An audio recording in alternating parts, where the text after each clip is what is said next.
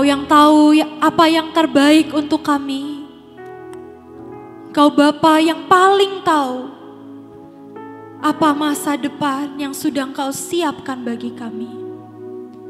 Biar sore hari ini Tuhan, kami membuka hati kami. Kami mengizinkan Kau berbicara.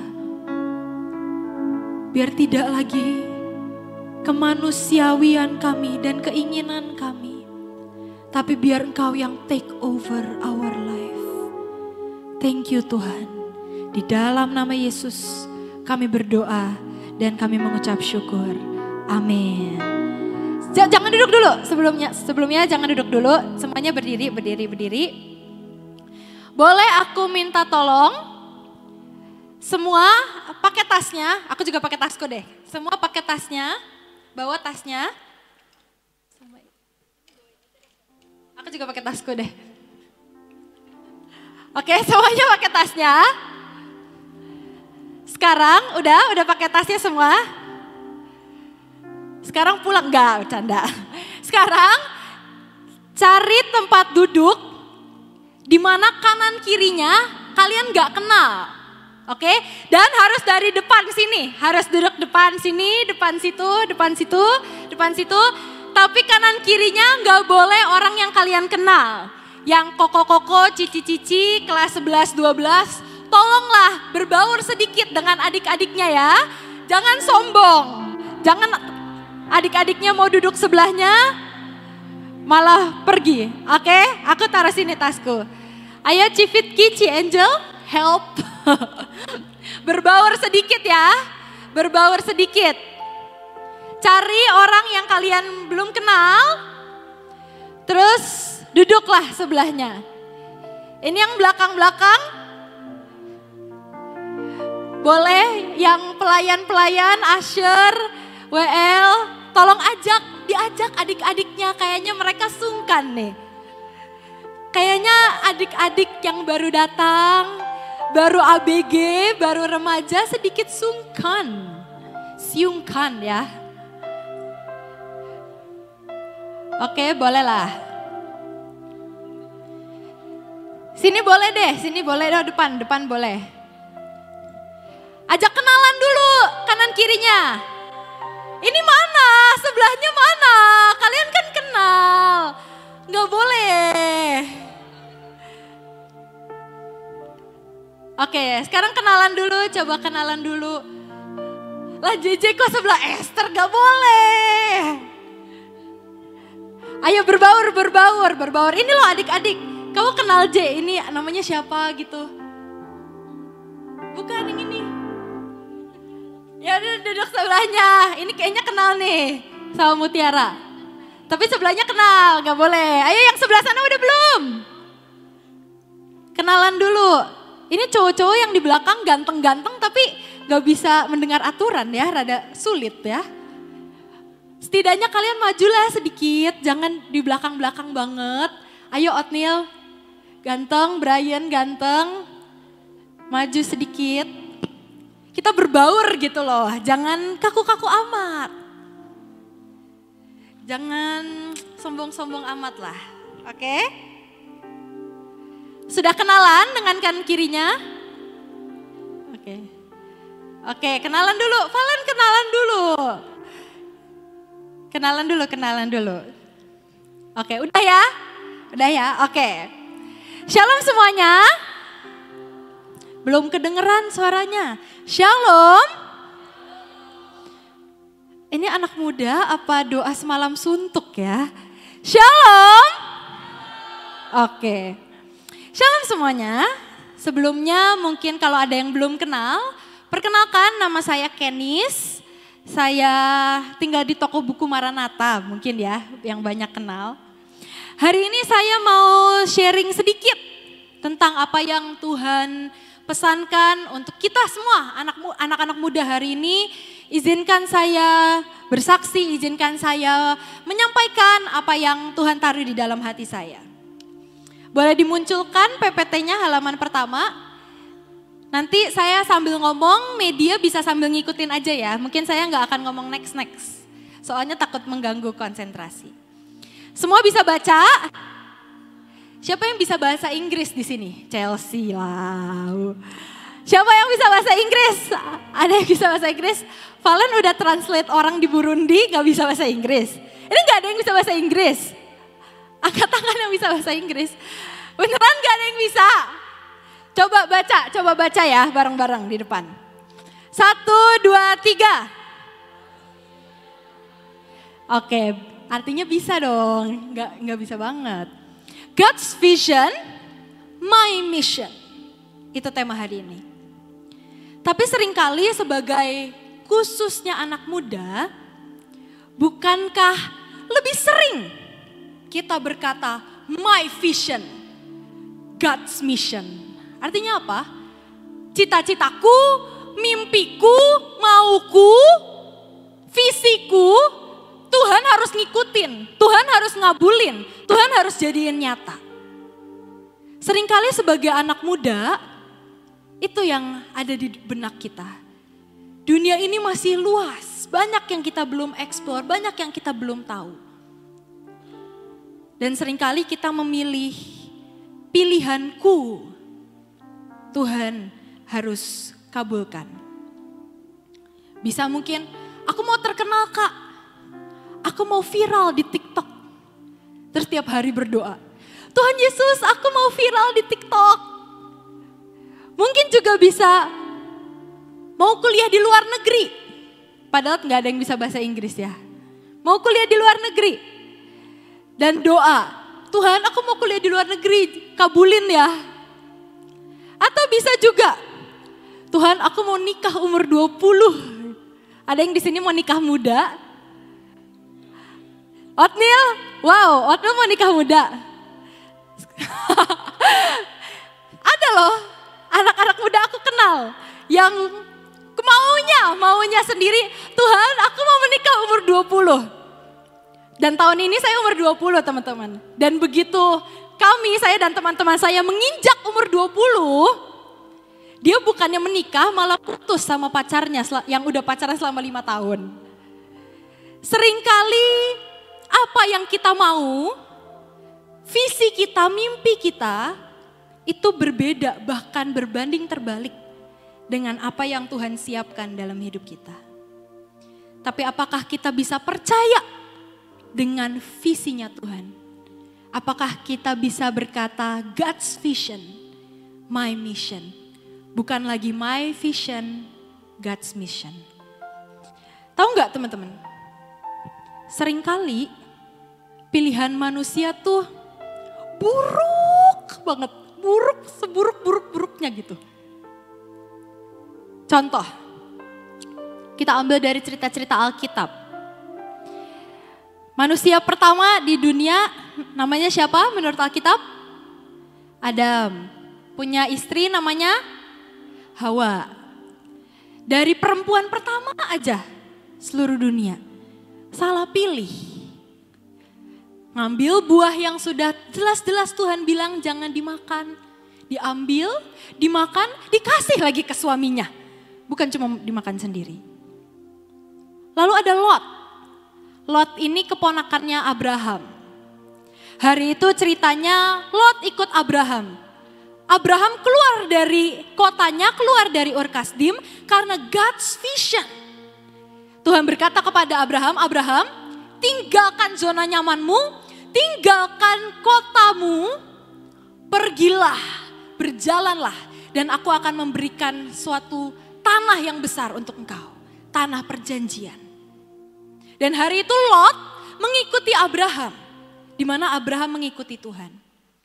Tapi ada satu titik dalam perjalanan Abraham dan Lot, tiba-tiba mereka semakin kaya, mereka semakin besar, ternaknya semakin banyak, ternaknya beranak cucu, Abrahamnya belum beranak cucu, ternaknya udah beranak cucu. Sampai banyak sekali, sampai tanah yang mereka diami hari itu tidak muat untuk Abraham dan untuk Lot. Jadi apa yang dikatakan Abraham? Oke Lot, kalau gitu udah gak muat nih, gembala-gembala kita berantem mulu.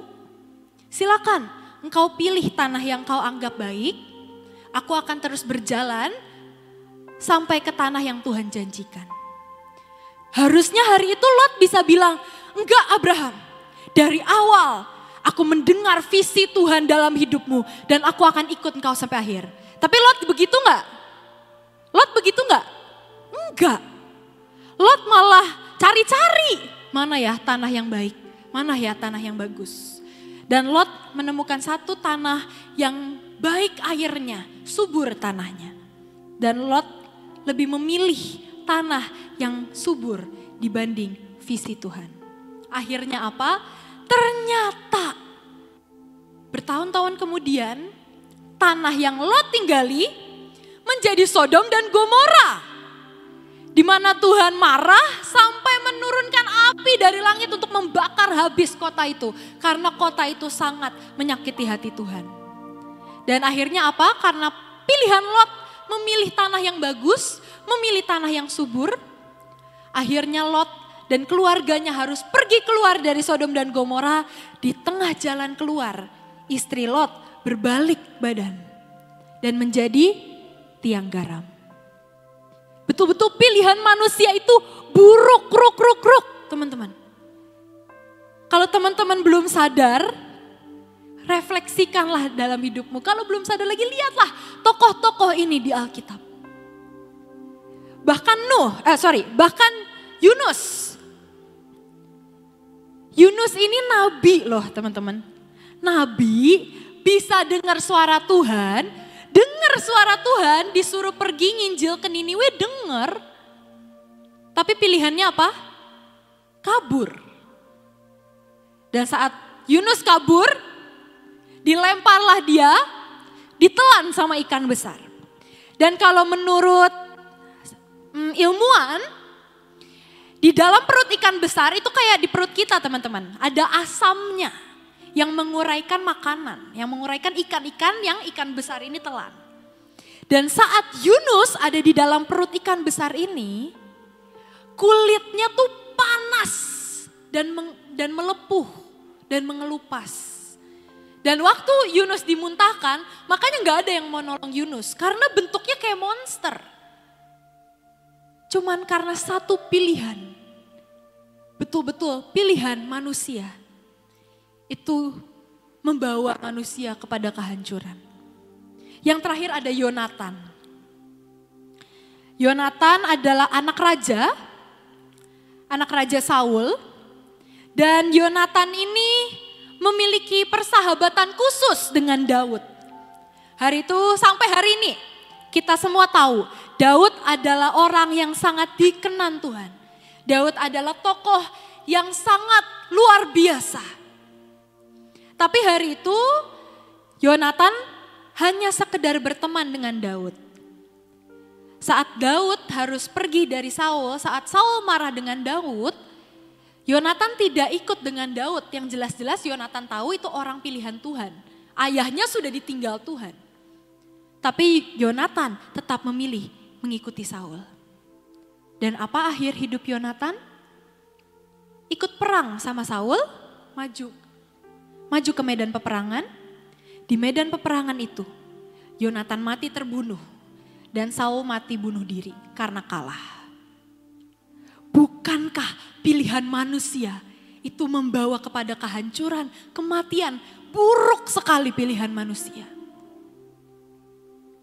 Untungnya, luar biasanya, kita punya Tuhan yang hidup dan ajaib. Kita punya Tuhan yang sanggup memilihkan, mengajari kita, menggandeng kita kepada jalan yang benar. Supaya kita gak salah pilih. Supaya kita tidak seperti Hawa yang mengakibatkan sekarang seluruh dunia harus kerja. Harus keringetan untuk cari nafkah. Sehingga kita tidak seperti Lot yang akhirnya istrinya jadi tiang garam.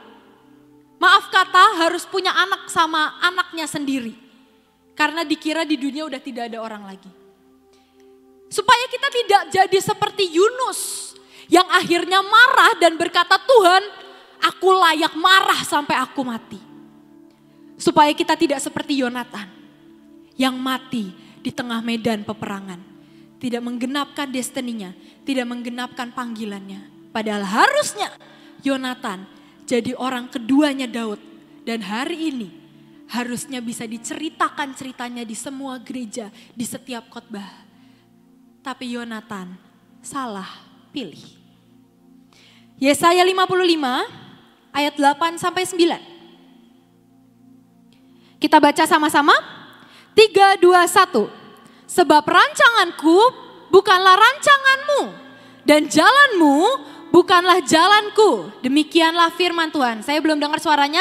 Lanjut 1, 2, 3. Seperti tingginya, demikianlah tingginya jalanku dari jalanmu dan rancanganku dari rancanganmu. Di sini ada yang kenal Pak Yusak Cipto? Maksudnya pernah dengar, tahu, pernah dengar khotbahnya mungkin, boleh lambaikan tangannya. Ada yang kenal Pak Yusak Cipto? Oke, mungkin ada yang kenal Ibu Nani, boleh lambaikan tangannya. Oke, di sini semua harusnya kenal Ibu Nani ya. Pak Yusak Cipto adalah kakaknya Ibu Nani. Dan pada zamannya Pak Yusak Cipto adalah hamba Tuhan paling diurapi se-Indonesia. Dan hari itu Pak Yusak sering bilang begini, seringkali yang Tuhan mau itu terbalik dari apa yang kita mau.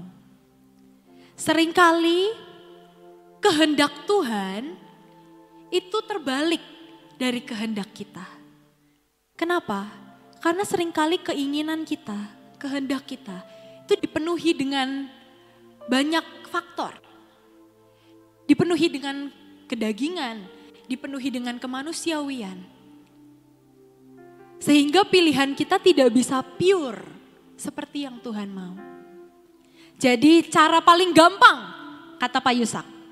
Cara paling gampang bagaimana caranya kita tahu apa mau Tuhan. Ini untuk basic ya, untuk teman-teman yang mungkin baru join, yang baru basic, yang baru belajar dengar suara Tuhan. Basicnya gini, untuk tahu apa yang Tuhan mau, coba cek apa yang kamu mau.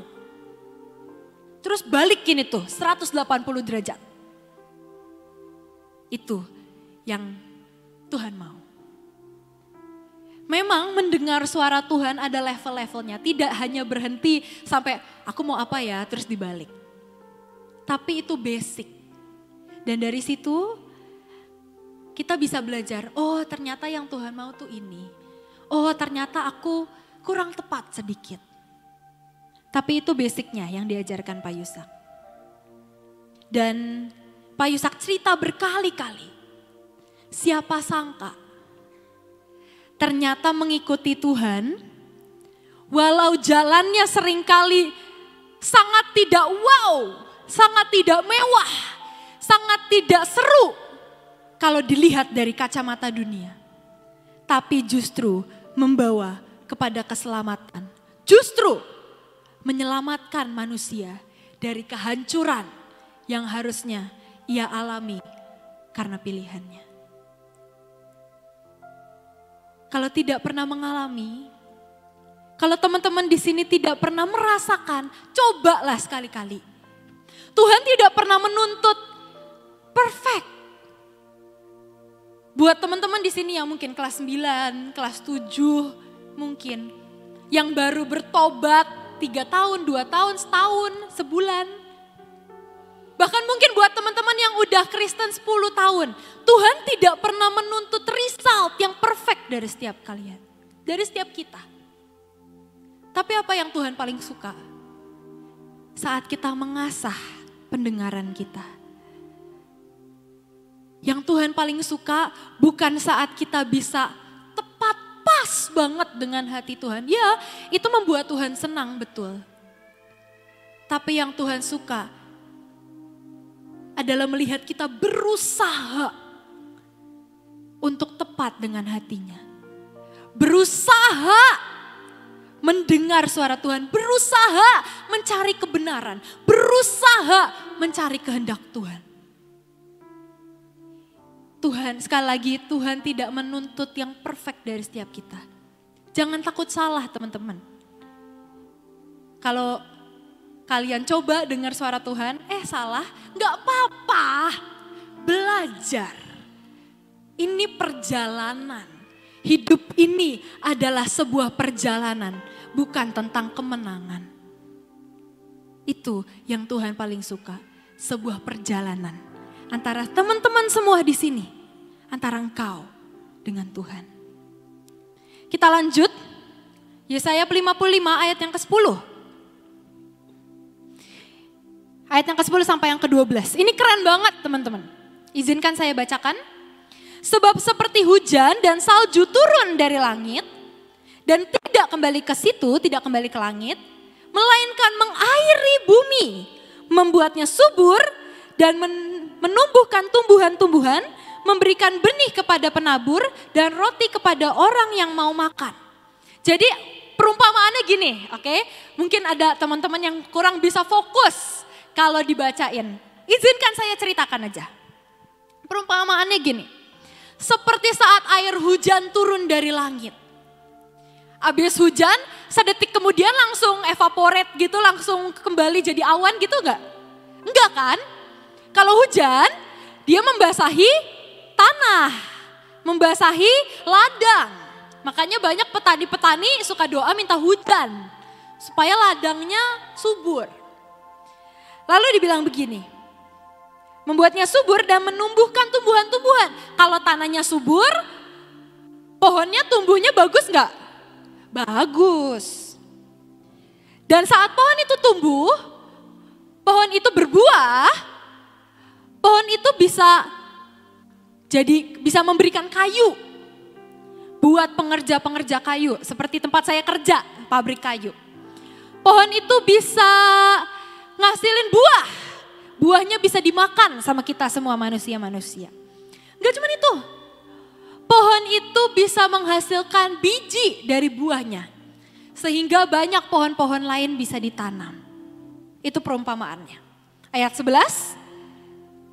Demikian firman Tuhan yang keluar dari mulut Tuhan tidak akan kembali kepada Tuhan dengan sia-sia. Seperti air itu membasahi tanah, tanah itu dijadikan subur sehingga pohon itu bisa tumbuh dan berbuah. Seperti itulah visi Tuhan. Seperti itulah firman yang keluar dari mulut Tuhan. Tetapi ia akan melaksanakan apa yang ku kehendaki. Firman-Nya, mereka yang menerima firman-Nya akan melaksanakan apa yang Tuhan kehendaki. Dan akan apa? Dan akan berhasil, ini kata kuncinya. Dan akan berhasil dalam apa yang siapa suruh? Yang ku suruh kepadanya, kunya itu siapa? Kunya itu siapa? Tuhan. Akan berhasil dalam apa yang Tuhan suruh kepadanya. Ini jaminan teman-teman. Ini sesuatu yang pasti. Saat kita menjadikan visi Tuhan, our mission, misi kita. Saat kita mengerjakan bukan mimpi kita tapi mimpi Tuhan, ini pasti terjadi dalam hidup kita. Kita akan berhasil dalam apa yang Tuhan suruhkan kepada kita. Dan ayat 12, sungguh siapapun teman-teman di sini yang akan berangkat kuliah, yang akan kuliah keluar kota, yang akan mungkin kerja keluar kota, kemanapun akan teman-teman pergi, sungguh kamu akan berangkat dengan sukacita dan akan dihantarkan dengan damai. Gunung-gunung dan serta bukit-bukit akan bergembira dan bersorak-sorai di depanmu. Dan segala pohon-pohonan di padang akan bertepuk tangan. Teman-teman mau tahu sesuatu yang ajaib dan keren banget? Saat kita melakukan visi Tuhan, saat kita melakukan mimpi Tuhan, bahkan seluruh alam semesta itu bantuin kita, nyemangatin kita, memastikan mimpi dan visi Tuhan terjadi. Siapa di sini yang pernah misalnya mau berangkat sekolah atau mau berangkat LG atau mau berangkat main? tiba-tiba hujan deras dan kalian jadi gak bisa keluar karena nanti kebasahan naik motor. Atau kalian malas pakai jas hujan. Ada yang pernah terhalang perginya karena hujan? Boleh angkat tangan? Kalau kita mengerjakan visi dan mimpi Tuhan, alam semesta tuh bantu kita. Kita tinggal bilang hujan, berhenti di dalam nama Yesus, aku sedang mengerjakan visi Tuhan. Dan hujan itu akan berhenti. Suatu hari teman-teman, waktu saya kuliah di Singapura, sebentar saya akan cerita tentang itu, tapi saya keingat sesuatu, jadi izinkan saya cerita. Suatu hari saat saya kuliah di Singapura, saya itu pelayanan sebagai singer di gereja. Dan hari itu saya dikasih kesempatan untuk mimpin satu lagu. Untuk solo sebenarnya, bukan mimpin juga, solo di awal. Dikasih kesempatan satu lagu. Dan kita tuh harusnya kumpul sekitar jam 4 dari rumah saya ke gereja itu 10 menit. Dan 3.45 saya mau berangkat, tiba-tiba hujan deras. Bener-bener hujan deras. Dan itu saya kan tinggal di apartemen. Dan saya masih ada di lantai atas. Sambil saya turun, saya berdoa. Langit dengar, di dalam nama Yesus, aku perkatakan hujan berhenti, tidak boleh hujan sampai aku sampai di gereja. Karena aku harus mengerjakan panggilanku. Karena aku harus mengerjakan apa yang Tuhan suruh. Dan hari itu begitu saya turun sampai lantai 1, lift terbuka, tiba-tiba hujannya berhenti teman-teman. Saya melihat dengan mata kepala saya sendiri. It's real guys. Itu bukan cuma sekali saya alami dalam hidup saya. Berkali-kali saat saya mengerjakan visi Tuhan. Seluruh alam semesta, surga bumi nolongin saya. Wow, bukankah itu ajaib? Bukankah itu luar biasa? Saat kita mengerjakan visi Tuhan, ada jaminan, ada yang pasti yaitu kita akan berhasil. Dan saya berdoa, kita bisa percaya bahwa mengerjakan visi Tuhan, mimpi Tuhan adalah hal terbaik yang pernah terjadi dalam hidup kita. Izinkan saya bersaksi tentang hidup saya. Sekarang saya akan mundur sedikit dari sebelum saya kuliah ke Singapura. Mungkin di sini banyak teman-teman yang baru. Kalau, ini klise banget, tapi banyak orang bilang kalau tak kenal maka tak sayang, betul? Jadi izinkan hari ini saya perkenalkan diri saya ceritakan perjalanan saya dengan Tuhan. Dan biar saya berdoa pulang dari tempat ini, teman-teman semua, kita semua juga punya perjalanan-perjalanan yang baru dengan Tuhan. Hari itu dimulai saat saya sekitar kelas 2 SD. Sekitar kelas 2 SD, saya umur 7. Saya datang di sebuah KKR bersama kedua orang tua saya. Singkat cerita, setelah KKR ada hamba Tuhan tamu.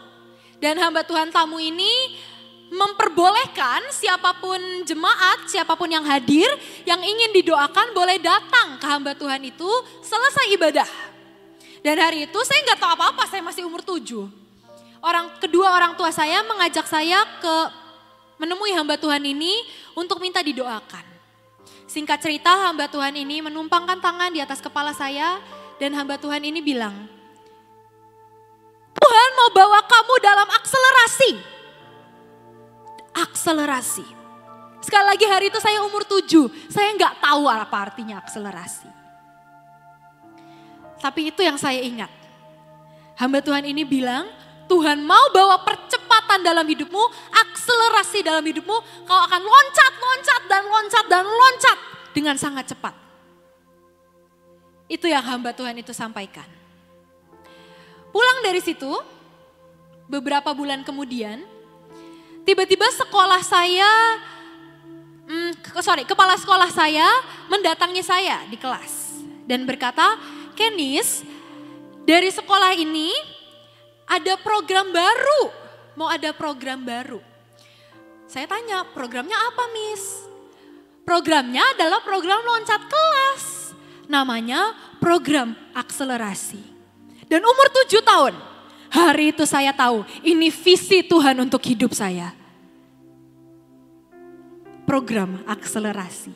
Dan hari itu kepala sekolah saya tanya, Kenis, Miss mau minta tolong, kamu jadi murid percobaan. Udah kayak lepret gitu ya, jadi tikus percobaan. Kenis, kamu minta tolong, Miss minta tolong, kamu jadi murid percobaan. Untuk kamu lompat kelas, nanti kami akan monitor nilai kamu, kami akan lihat kesehatan, apa ya, kalau zaman sekarang mungkin mental health gitu ya. Kami akan lihat kamu keberatan apa tidak, pokoknya kami akan monitor kamu, tapi kamu bantu sekolah ini menjadi percobaan. Dan hari itu juga, saya tahu ini visi Tuhan dalam hidup saya. Dan saya bilang, oke Miss, saya mau jadi percobaan program akselerasi. Singkat cerita, saya gak pernah kelas 4 teman-teman. Jadi dari kelas 3 SD, saya langsung loncat ke kelas 5 SD. Kelihatannya kedengarannya mungkin keren ya. Tapi melaluinya penuh dengan air mata dan pusing kepala. Waktu saya loncat ke kelas 5 SD, saya tidak kenal satu anak pun, satu kakak kelas pun di kelas yang saya ditempatkan saya nggak kenal teman-teman. Dan hari pertama, saya ini benar-benar sepanjang hari saya menahan tangis. Saya udah, jangan nangis, jangan nangis, jangan nangis. Begitu bel sekolah berbunyi kering, silakan pulang anak-anak. Saya pulang, saya langsung pulang. Saya dijemput mama saya masuk mobil. Saya nangis, mama saya gak kuat. Saya langsung nangis sejadi-jadinya teman-teman, bener. Ini bener. Waktu itu saya umur 8 berarti. Umur 8 apa 9, sorry. Saya nangis sejadi-jadinya, ma gak mau lompat kelas, gak jadi, gak mau lompat kelas. Gak punya teman, gak tahu pelajarannya apa. Saya nangis sejadi-jadinya. Tapi hari itu mama saya cuma bilang, Kenis, ini yang Tuhan mau dalam hidupmu. Lewatin aja dulu, lewatin aja dulu. Ini baru sehari, masa kamu udah mau nyerah? Dan hari itu setelah mama saya bilang begitu, saya membulatkan hati. Saya bertekad, oke, tenangkan diri, bisa.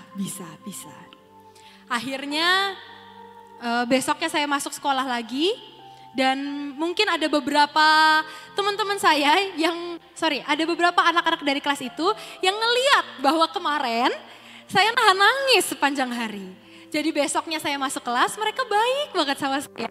Mereka datengin, halo Kenis, kenalan, saya namanya ini namanya ini. Akhirnya dibaik-baikin. Oke, saya berhasil melalui 1 semester lah. Oh belum, setengah semester. Ada namanya UTS, ujian tengah semester. Begitu ujian tengah semester, saya harus mengerjakan ujian bukan hanya kelas 5. Tapi dalam minggu yang sama, saya harus mengerjakan ujian kelas 4 dan kelas 5. Jadi pagi hari, biasanya kalau ujian dulu di sekolah saya itu gak ada pelajaran lain. Jadi khusus hari itu adalah ujian, hanya ujian biasa 2 pelajaran, lalu pulang cepat. Nah, teman-teman saya bisa pulang cepat.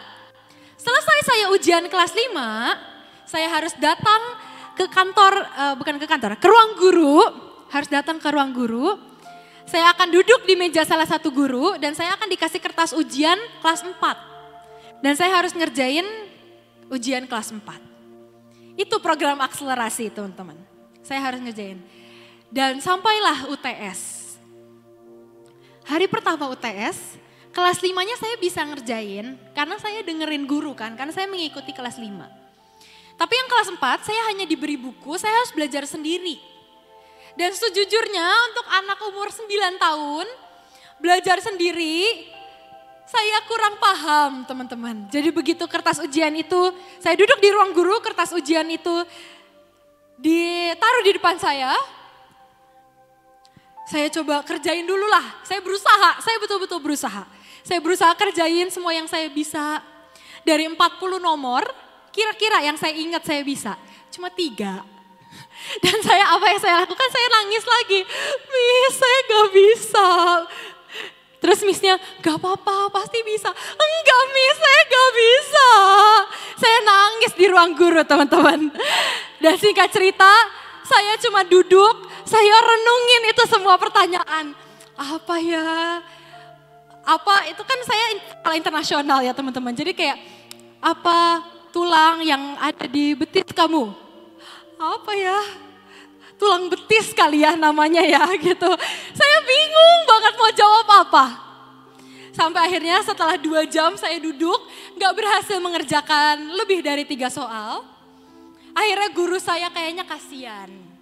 Jadi guru saya bilang, oke Kenis, gak apa-apa, kamu udah lihat kan soal-soalnya, kamu pulang, kamu belajar di rumah dari soal-soal ini. Soalnya Miss gak kasih, tapi kamu coba hafalin soal-soalnya, kamu pulang, kamu pelajarin, besok datang lagi, kamu boleh kerjain lagi, Miss tidak potong nilai.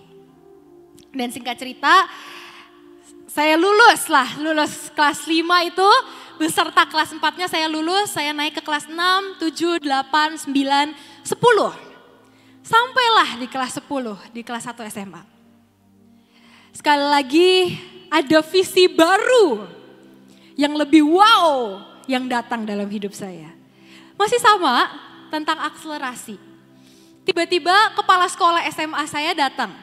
Kenis, biasanya kan di sekolah ini udah sering yang akselerasinya tuh loncat 1 kelas. Sekarang ini banyak kuliah yang di luar negeri yang sudah menerima anak dari kelas 10, dari kelas 1 SMA itu udah boleh kuliah. Minimal umur 14 tahun. Jadi sekali lagi, bolehkah Kenis, kamu bantu sekolah ini menjadi percobaan sekali lagi. Jadi dari kelas 1 SMA, kamu tidak kelas 11, kamu tidak kelas 12, kamu langsung Miss lulusin. Dan kita lihatlah bagaimana. Dan sekali lagi hari itu walaupun sudah melewati loncat kelas sekali dengan penuh air mata, dengan penuh campur aduk, saya tetap tahu ini visi Tuhan, ini mimpi Tuhan dalam hidup saya. Dan akhirnya saya berkata, ya Miss, saya mau. Walaupun tidak lagi dengan se-excited waktu saya kelas 2 ditawarin. Tapi saya tahu ini mimpi Tuhan, ini visi Tuhan. Ini dari Tuhan yang saya harus kerjakan dalam hidup saya. Saya berkata, oke Miss, ya saya mau. Dan singkat cerita, mulailah saya dengan kedua orang tua saya, kami cari. Ada beberapa kuliah yang menerima anak dari kelas 10, dari kelas 1 SMA. Kami ke agent, kami cari ada di Malaysia, ada di Amerika, dan ada di Singapura. Dan setelah kami sekeluarga berdoa, akhirnya kami memutuskan memilih untuk saya berkuliah di yang Singapura. Dan sebenarnya teman-teman, sekali lagi, kalau mungkin teman-teman pikir udah ada gitu uangnya, orang tua saya udah nabung gitu untuk saya kuliah sampai ke Singapura.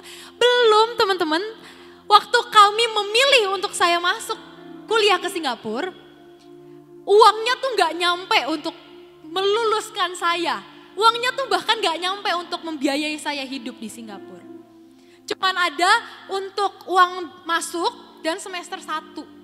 Udah, uang yang ditabung kedua orang tua saya di asuransi untuk saya kuliah cuman ada segitu.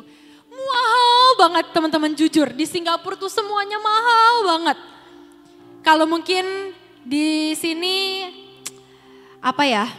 nasi sama lauk gitu ya, 15.000. Di Singapura tuh 10 kali lipatnya. Pokoknya semua apapun yang di Indonesia kalikan 10 itu harga di Singapura. Singkat cerita, waktu saya dengar Tuhan bilang, oke, kamu kuliah ke Singapura. Saya semangat sebenarnya karena saya, seru nih kayaknya. Adventure baru, negara baru. Sesampainya di Singapura, Saya tinggal di negara yang sekali lagi tidak satu orang pun saya kenal. Dan saya harus cari kerja untuk sehari-hari menghidupkan saya. Saya harus cari gereja di mana di sana tidak ada cabangnya Sion, cabangnya lifeguard gitu belum ada ya teman-teman di Singapura. Saya harus cari gereja yang saya serok dan semua saya harus lakukan sendiri. Waktu itu saya umur 15 tahun. Umur 15 tahun saya harus pergi sendiri ke negara orang tanpa satu orang pun saya kenal. Dan saya harus hidup hanya berdua dengan Tuhan di sana. Singkat cerita, karena terbatas, semua serba terbatas, saya harus menghemat. Akhirnya saya memilih untuk tinggal di sebuah apartemen, tapi apartemen ini punya satu ruang belakang yang biasanya dijadiin gudang teman-teman. Dan itu aja harganya 5 juta per bulan teman-teman. Boleh ditampilkan fotonya yang pertama, yang kipas angin. Ini cuman 2 meter kali 1,8 meter teman-teman. Saya tinggal di Singapura selama 2,5 tahun di ruangan ini. Di ruangan kecil ini. Harganya udah 5 juta per bulan kalau dirupiahin. Kalau mau kamar yang benar-benar kamar, tanpa ada kamar mandi di dalamnya, itu udah kayak 15-20 juta teman-teman. Dan saya nggak punya uang itu. Dan akhirnya saya memilih tinggal di ruangan kecil 2 meter kali 1,8. Tapi justru di ruangan ini saya paling merasakan Tuhan. Justru di ruangan ini, ruangan yang kecil ini membuat saya mengerti. Dunia tuh hanya sementara. Lebih mending di dunia tinggal di ruangan 2 meter kali 1,8. Tapi di surga punya rumah yang besar. Daripada di dunia punya segalanya, punya rumah yang besar, punya kamar yang besar. Tapi aku tidak kenal Tuhan. Dan sampai di surga Tuhan tidak mengenaliku. Di ruangan ini saya ditemui Tuhan berkali-kali. Dan pilihan ini teman-teman, ruangan kecil cuma 2 kali 1,8 adalah salah satu pilihan terbaik seumur hidup saya. Saya betul-betul ketemu Tuhan, saya betul-betul melihat Tuhan, saya betul-betul mengalami banyak mujizat berdua dengan Tuhan di negara orang lain. Di kamar ini. Di kamar ini saya bisa berdoa. Di kamar ini Tuhan mencurahkan hatinya. Di kamar ini Tuhan menceritakan banyak hal. Di kamar ini saya mengalami banyak mujizat. Seringkali pilihan Tuhan dalam hidup kita. Seringkali yang Tuhan kasih mungkin bukan kamar kayak kamarnya Queen Elizabeth. Mungkin kamarnya seperti kamar ini. Mungkin jalannya jelek. Mungkin jalannya sempit. Mungkin jalannya banyak rintangan. Tapi kalau itu jalan Tuhan, apakah kita tetap mau jalani sampai akhir? Apakah kita tetap mau pilih jalan itu? Dan kita jalani bersama Tuhan. Atau kita lebih pilih jalan yang besar, yang bagus, yang penuh emas. Tapi tanpa Tuhan. Dan sesampainya saya di Singapura, saya tinggal di kamar ini, boleh next. Saya kerja sebagai pembersih-bersih rumah teman-teman. Ini salah satu rumah yang pernah saya kerjakan.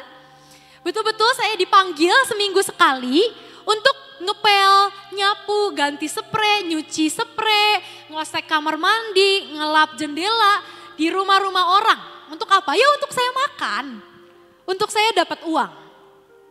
Dan saya betul-betul saya kerjakan dengan sepenuh hati, saya membersihkan dengan sepenuh hati. Tetapi kesaksian-kesaksian yang mau saya ceritakan adalah waktu di sekolah. Teman-teman percayalah, saya ya pinter, tapi nggak jenius gitu, nggak pinter-pinter sekali. Bahkan waktu saya masuk, saya saya tuh disuruh Tuhan ambil jurusan teknik mesin teman-teman. Dan teknik mesin itu bukanlah jurusan perempuan kata banyak orang. Itu juga bukan jurusan yang mudah. Tapi saat Tuhan berbicara, saya berkata ya. Hari itu saya belum tahu saya akan mewarisi pabrik engkong saya sekarang. Saya belum tahu saya akan mewarisi pabrik kayu itu.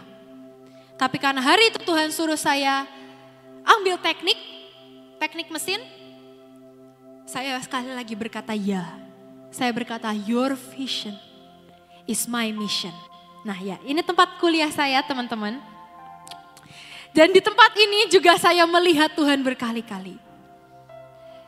Yang pertama, saya paling muda, saya umur 15. Teman-teman saya sekelas itu rata-rata umur 18, 19, ada yang umur 30. Dan pengalamannya tuh udah luar biasa teman-teman. Ada mereka yang udah selesai wajib militer dan jadi mekanik mobil-mobil militer. Ada dari mereka yang udah pernah ikut robotic competition se-internasional dan menang.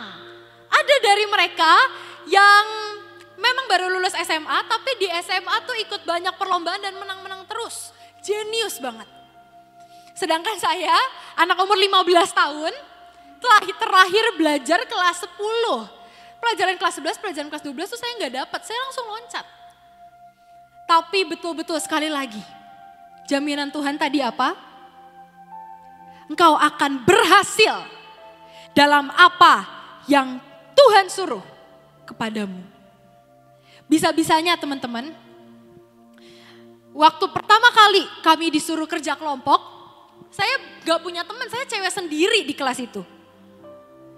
Waktu pertama kali disuruh bikin kelompok, saya cuma duduk, saya cuma lihat kanan kiri. Aduh ini cowok-cowok terus kayak banyak yang berewokan gitu kan, rada serem ya. Saya lihat, aduh siapa ya saya bisa ajak sekelompok sama saya. Tiba-tiba ada sekelompok, bilangnya ya laki-laki lah, sekelompok laki-laki. Mereka datengin saya dan bilang, halo kamu dari Indonesia ya? Gitu. Iya saya dari Indonesia, belum dapat kelompok belum. Dan akhirnya singkat cerita saya masuk dalam kelompok mereka. Dan tahukah teman-teman, kalau ada yang main game di sini pasti ngerti, saya di carry sampai kelompok kita dapat A. Betul-betul saya di carry. Mereka yang desain pakai animasi mereka desain. Mereka yang hitungin, bahkan saya yang diajarin. Ini loh Kenis, ngitung gayanya tuh begini, ngitung rodanya, putarannya, gearnya tuh begini. Saya nggak ngerti apa-apa. Saya malah diajarin. Dan tiba-tiba, dadang, saya dapat A di pelajaran itu. Yang kedua, suatu hari pernah ada tugas. Tugasnya itu 100 halaman teman-teman. Bukan nulis, tapi ngitung. Ngitung nomor, tahu ya, matematika, fisika, ngitung 100 halaman. Oke? Dan harus tulis tangan. Gak boleh pakai komputer, gak boleh fotokopi. Harus tulis tanganmu sendiri. Harus gambar sendiri. Sudah 1,5 minggu kira-kira kami diberi waktu dan saya mengerjakan. Saya kerjakan serapih mungkin, saya kerjakan. Sehari sebelum dikumpulkan, gurunya bikin pengumuman. Besok kelas jam 8.30 pagi. Siapapun boleh mengumpulkan, saya tutup jam 9. Jam 9, kalau ada yang datang terlambat, tidak akan saya terima. Langsung 0 nilaimu di kelas ini. Dan kau harus ngulang pelajaran ini. Oke dong, saya siap-siap pulang dari kelas itu. Saya pasang alarm sebanyak mungkin. Saya pasang alarm dari jam 6, jam setengah 7, jam 7, jam setengah 8. Saya pasang alarm sebanyak mungkin. Bisa-bisanya saya lupa ngecas. Hari itu saya pakai alarm di HP. Saya lupa ngecas HP saya sebelum tidur. Jadi HP tuh mati sampai pagi. Dan saya bangun baru jam 8.56 teman-teman. 8.56. 4 menit lagi ditutup itu. Sekali lagi dari yang tadi saya cerita, dari kosan saya ke kuliah itu 10 menit. Oke, 4 menit lagi tutup. Dan satu kelas tugasnya tuh cuman itu. Cuma 100 halaman itu, 100% nilainya ada di situ. Kalau benar-benar kalau saya nggak ngumpulin, saya nggak lulus. 0 nilai saya harus ngulang. Dan sekali ngulang tuh bayarnya kayak 40-50 juta teman-teman. Gue juga gak punya lah uangnya. Dan hari itu saya udah gak tahu lagi, saya cuma sikat gigi, saya ganti baju. Saya langsung lari ke bus, saya naik bus sampai di sekolah. Sampai di sekolah tuh kira-kira udah 9:15. Dan dengan gemetar saya bawa 100 halaman itu di tangan saya. Saya masuk ke kelas, bunyi pintu. Saya masuk, saya bertatapan dengan guru saya. Tiba-tiba tanpa marah, tanpa apapun. Guru saya cuman gini. Dan saya kasih jam 9:15, 100 halaman itu. Dan dia terima. Dan saya dapat nilai paling tinggi sekelas. Telat lah teman-teman. Kalau bukan Tuhan, siapa yang sanggup? Kalau bukan Tuhan, siapa yang bisa bikin guru killer itu berbaik hati menerima hasil tugas saya? Kalau bukan Tuhan, siapa yang bisa? Siapa yang sanggup? Cuma hanya karena saya mengerjakan visi Tuhan, mimpi Tuhan dalam hidup saya. Maka ada jaminan pasti berhasil. Tuhan pasti topang sampai akhir. Dan saya tutup dengan satu cerita terakhir. Hari itu tentang tugas lagi. Hari itu ada satu tugas report dan tugas ini susah banget teman-teman. Kita hanya dikasih waktu sekitar 5 hari. Tugas ini benar-benar susah banget. Singkat cerita di hari kelima, kami semua tuh kuliah masih bawa laptop. Jadi guru sambil ngajar, di akhir pelajaran kita harus ngumpulin. Guru sambil ngajar, kita semua tuh masih sambil ngerjain. Gak ada yang dengerin gurunya. Kita ngerjain. Aduh gimana nih masih kayak harus 5 halaman lagi gak selesai. Kita kerjain semua sekelas. Karena betul-betul susah banget. Kita udah cicil, kita udah coba kerjain. Susah banget. Tiba-tiba selesai gurunya ngajar, ini guru killer yang sama. Selesai gurunya ngajar, gurunya gini, oke, saya hitung sampai 10, yang tidak taruh USB di tangan saya, tidak ngumpulin tugas, sekali lagi saya kasih 0. Dan yang tugasnya tidak komplit, saya tidak peduli, saya kasih 0 juga gitu. Dan kita semua cuma lihat-lihatan, aduh gimana, kagak ngumpulin kasih 0. Gak komplit juga kasih 0. Dan kita belum ada yang komplit. Sama aja dong kalau kita ngumpulin gak komplit kita dapat 0. Akhirnya gurunya yang menghitung. 1, 2, 3, 4, 5, 6, 7, gak ada yang ngumpulin. 8, tiba-tiba gurunya berhenti. Kok gak ada yang ngumpulin? Belum selesai. Terus kita semua takut kan? Kita semua belum selesai, susah banget. Akhirnya gurunya mukanya mulai marah gitu lah. Dan kita semua udah takut, aduh kita dikasih 0 deh semua sekelas. Tiba-tiba guru ini bilang, oke, hari ini saya berbaik hati. Saya berikan 1 minggu lagi, silakan kerjakan dengan tenang dan kumpulkan saat kalian udah siap. Wow, kita semua langsung kayak, oke, bisa ya guru killer berbaik hati ngasih seminggu lagi tuh bisa ya. Kalau saya tidak melakukan mimpi Tuhan dan visi Tuhan, kuliah ke Singapura, tidak akan saya melihat Tuhan melembutkan hati guru killer teman-teman. Hari ini apa yang menjadi visi Tuhan dalam hidupmu? Apakah engkau sudah tahu? Gak usah dulu apa mimpi dan visi Tuhan untuk Indonesia, untuk kota Sion, untuk Cirebon. Apa visi Tuhan dalam hidupmu? Kemana engkau akan kuliah? Jurusan apa? SMA engkau akan ambil IPA atau IPS? Apakah engkau sudah tahu apa maunya Tuhan dalam hidupmu? Kalau engkau salah satu orang yang belum, boleh saya undang dengan kanan kiri, ambil berdua-dua. Kita akan selesaikan dengan cepat. Boleh ambil dengan kanan kiri berdua-dua. Kalau bisa dengan yang tidak kenal ya. Kalau bisa yang tidak kenal, dengan sebelahmu aja yang duduk sebelah tadi yang belum kenal tuh. Hari ini Tuhan mau bicara. Boleh saya undang singer dan WL saja yang naik.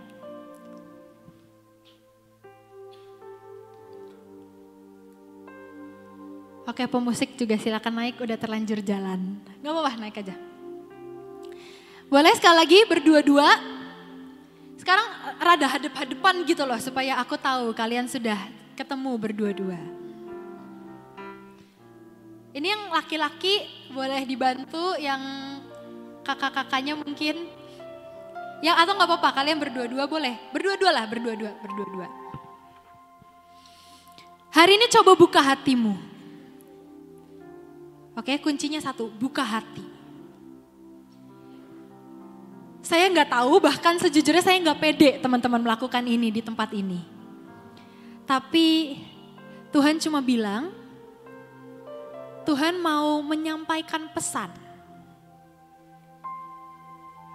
Kalian pandang, kalian lihat teman di depanmu. Hari ini Tuhan mau pakai engkau untuk menyampaikan pesan Tuhan dan visi Tuhan dalam hidup orang yang di depan kamu. Mungkin di sini banyak yang akan berkata, Kak, aku aja gak bisa dengar suara Tuhan buat hidupku sendiri. Gimana aku dengar suara Tuhan untuk orang lain? Percaya. Bisa. Percaya.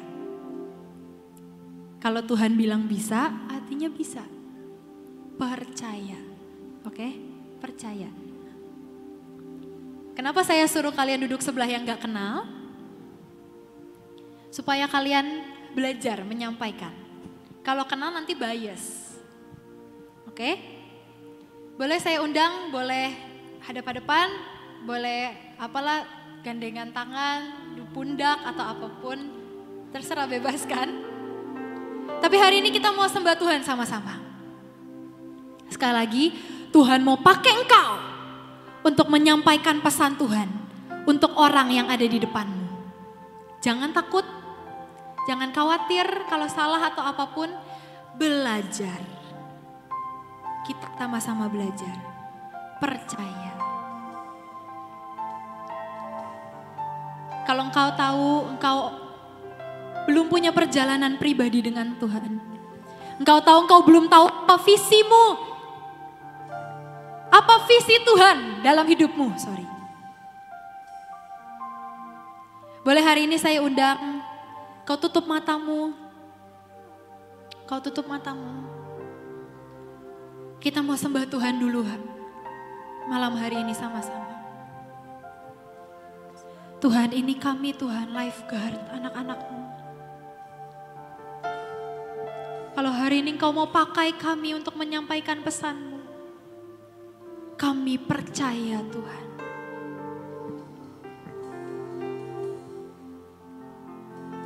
Biar pulang dari tempat ini, kami punya perjalanan dengan Kau. Jangan biarkan kami berjalan sendiri Tuhan. Berjalan bersama-Mu, Kau bawaku dekat hati-Mu. Mari naikkan lagu ini sama-sama. Mata-Mu memandangku, Kau pilihku jadi kasih-Mu. Berjalan bersama-Mu. Mari rindukan sebuah perjalanan pribadi dengan Tuhan. Tuhan punya visi-visi yang spesial untuk setiap kita di tempat ini. Mari rindukan, mari ingini. Dia Bapa yang sedang mau menggandeng tanganmu dan mengajak kau berjalan. Bahkan Dia Bapa yang mau menggendong kau melewati jalan yang sulit. Rindukan sebuah perjalanan pribadi denganmu. Kau bawaku dekat hatimu, matamu memandangku, kau pilihku jadi kasih. Biar sambil musik menyanyikan lagu ini, boleh mulai doakan teman di depanmu. Sampaikan pesan Tuhan. Mungkin kau gak dengar dari telingamu. Mungkin kau diberi bayangan, sebuah bayangan. Dia akan jadi polisi, dia akan jadi tentara, dia akan jadi pelukis, dia akan jadi politikus. Apapun di masa depannya, coba sampaikan dan doakan teman di depanmu.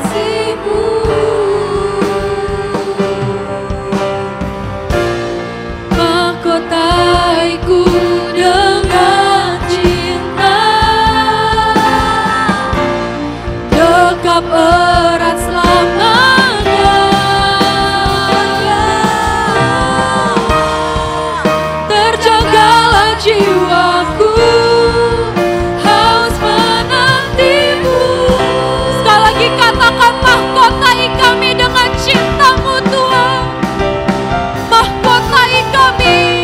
Mahkotaiku dengan cinta, dekap erat selamanya.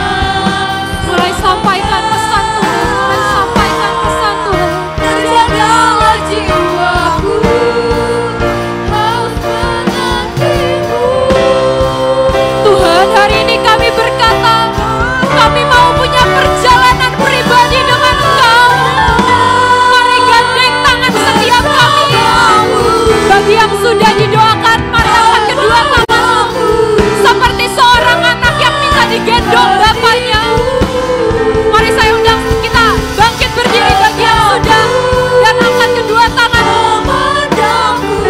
Saya undang, mari bangkit berdiri. Dan angkat kedua tanganmu seperti kau minta digendong Bapa. Berjalan bersamamu, kau bawaku. Tuhan, ini kami anak-anak-Mu. Mulai hari ini kami menetapkan hati kami. Kami akan buat visi-Mu, misi kami. Kami akan mengerjakan semuanya. Kami akan mengerjakan semuanya sesuai dengan apa yang Kau mau.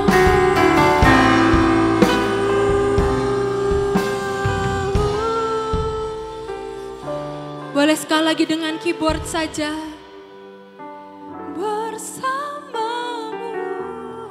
Mari lifeguard sama-sama katakan.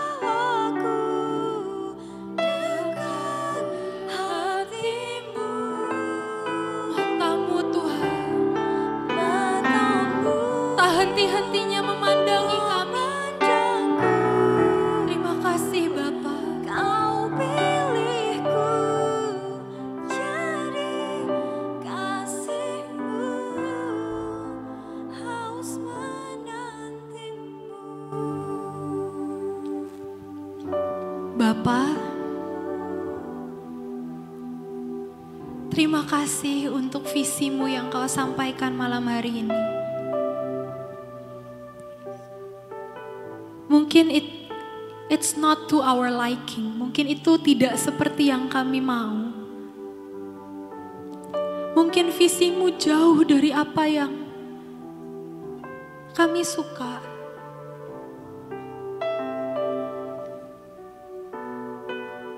Tapi pegangi hati kami Bapa. Biar hari ini kami belajar percaya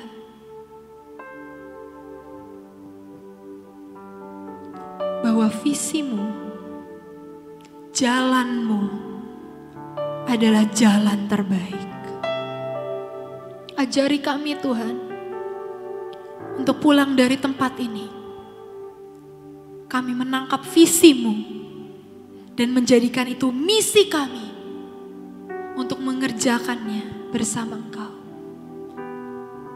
Kami terima jaminan yang Kau firmankan Tuhan, bahwa visi-Mu tidak akan pernah kembali sia-sia, dan bahwa saat kami mengerjakan visi-Mu, ada jaminan bahwa kami pasti berhasil. Terima kasih Tuhan. Kau Bapa yang baik. Rancangan-Mu adalah rancangan-rancangan indah, bukan rancangan-rancangan kecelakaan, yang memberikan kami masa depan yang cerah dan penuh pengharapan. Terima kasih Bapa. Terima kasih Tuhan Yesus. Terima kasih Tuhan Roh Kudus. Di dalam nama Yesus kami berdoa dan kami mengucap syukur. Amin. Terima kasih, Tuhan Yesus memberkati.